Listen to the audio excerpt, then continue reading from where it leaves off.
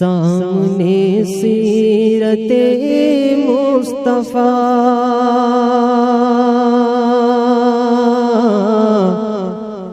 درس ہے رہبری کے لیے، پھر ہمیں اور کیا چاہیے مومنوں زندگی کریم۔ اما بعد، الصلاۃ والسلام علیک یا سیدی یا رسول اللہ صلی اللہ تعالی علیہ وسلم۔ حضرات، وقت بہت کم ہوتا ہے، اس لیے چند احادیث میں آپ کو بتا دیتا ہوں، چند سنتیں آپ کو بتا دیتا ہوں۔ انشاءاللہ تبارک و تعالی جب وقت ہوگا تو تفصیل سے سنتیں سکھائی جائیں گی۔ آج تیل ڈالنا اور کنگھی کرنے کے تعلق سے کچھ احادیث آپ کو سناتا ہوں۔ ہمارے آقا سید عالم صلی اللہ تعالی علیہ وسلم ارشاد فرماتے ہیں،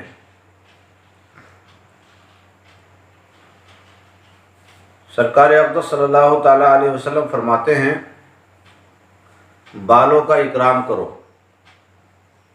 سیدنا ابو ہریرہ رضی اللہ تعالیٰ عنہ اس کے راوی ہیں، فرماتے ہیں کہ جس کے بال ہوں ان کا اکرام کرے، یعنی ان کو دھوئے، تیل لگائے، کنگھا کرے، صاف ستھرے رکھے۔ پچھلے درس میں یہ بتا دیا تھا کہ بال کسی فیشن کے نہیں ہونے چاہیے، بال سنت کے مطابق رکھنے چاہیے۔ تو بالوں کا اکرام یہ ہے کہ بالوں کو صاف رکھا جائے، ان کو دھویا جائے اور بالوں میں تیل لگایا جائے اور کنگھا کیا جائے۔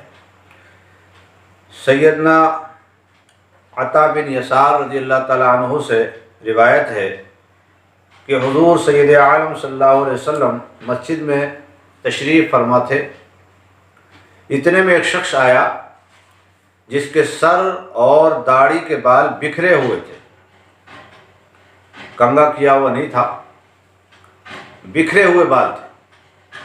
تو اللہ کے نبی صلی اللہ علیہ وسلم نے اس کی طرف اس انداز پر اشارہ کیا جس سے صاف ظاہر ہوتا تھا کہ آپ اس کو بالوں کو درست کرنے کا حکم فرما رہے ہیں۔ وہ شخص بال درست کر کے پھر واپس آیا۔ سرکار مدینہ صلی اللہ علیہ وسلم نے فرمایا، کیا یہ اس سے بہتر نہیں کہ کوئی شخص بالوں کو اس طرح بکھیر کر آتا ہے، گویا وہ شیطان ہے؟ تو یہ فعل شیطان قرار دیا، بالوں کو بے ترتیب رکھنا، بکھیرنا، تیل نہیں ڈالنا، کنگھا نہیں کرنا داڑھی میں، بالوں میں، تو یہ درست نہیں ہے۔ اور اسلام چونکہ پاکی کو پسند کرتا ہے، پاک صاف رہیے، یہ اسلام کو پسند ہے، اور اللہ کے نبی صلی اللہ تعالیٰ علیہ وسلم کو بھی پسند ہے کہ میرا امتی پاک صاف رہے۔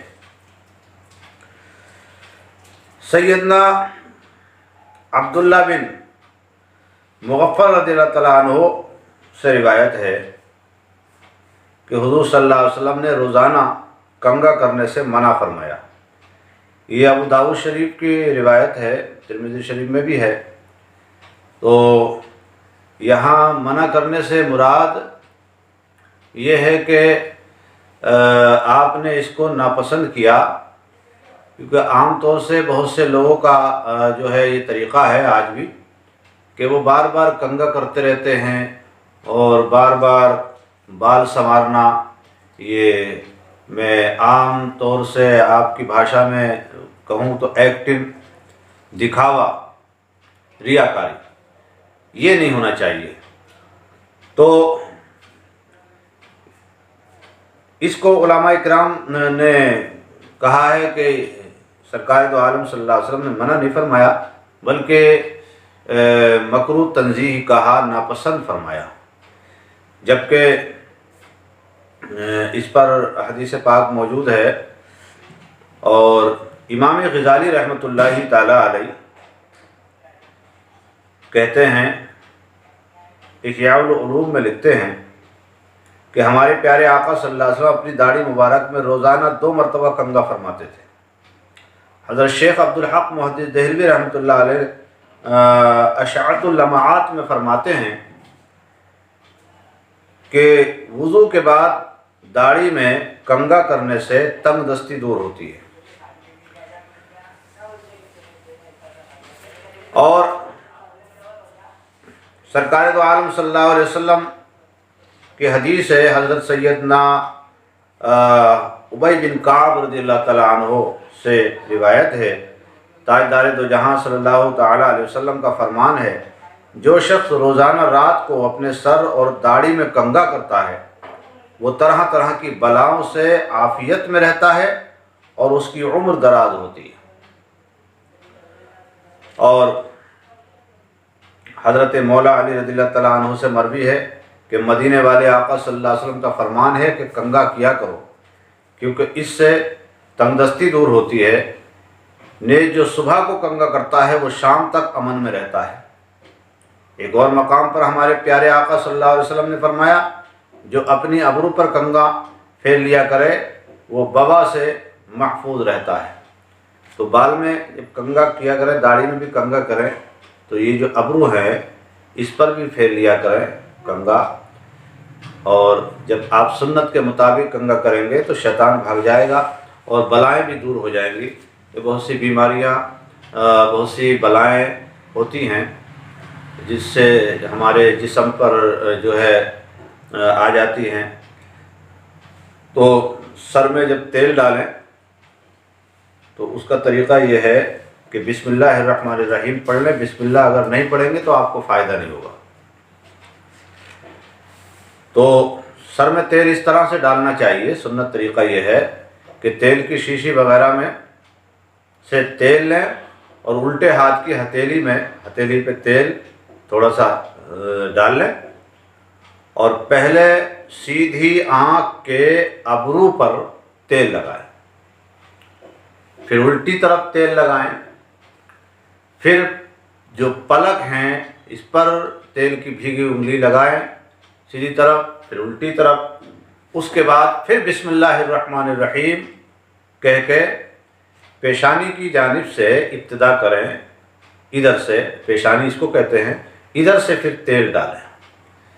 تو یہ سنت طریقہ ہے۔ سرکار دو عالم صلی اللہ علیہ وسلم جب سر اقدس میں تیل ڈالتے تو پیشانی کی جانب سے ابتدا کرتے، نیز جب داڑھی مبارک کو تیل لگاتے تو پہلے اس حصے سے آغاز فرماتے جو گردن شریف سے ملا ہوا ہے۔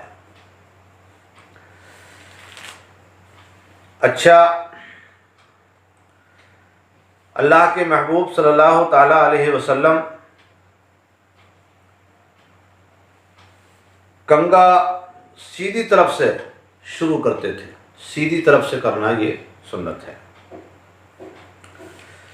جیسا کہ ترمذی میں ہے کہ حضرت سیدنا عائشہ صدیقہ رضی اللہ تعالی عنہ فرماتی ہیں کہ سرکار مدینہ راحت قلب و سینہ صلی اللہ علیہ وسلم دائیں جانب سے وضو کرنا پسند فرماتے، یعنی سیدھی طرف سے، اور اسی طرح کنگھا بھی سیدھی طرف سے ہی کرتے۔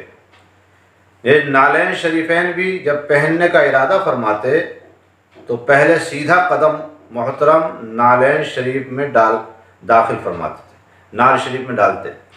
جب آپ جوتے پہنے تو پہلے سیدھے پیر میں پہنے اور اس کے بعد الٹے پیر میں پہنے۔ ایسا ہی کپڑے پہننے کا طریقہ ہے کہ کپڑے پہنے تو پہلے سیدھی آستین ڈالیں پھر الٹی آستین۔ ایسا ہی پاجامہ پہننے کا طریقہ ہے کہ سیدھی طرف سے شروع کریں اور بعد میں پھر الٹا پیر ڈالیں۔ اللہ تبارک و تعالی ہمیں اپنے آقا صلی اللہ علیہ وسلم کی سنتوں پہ عمل کرنے کی توفیق عطا فرمائے، آمین۔ وما علینا الا البلاغ۔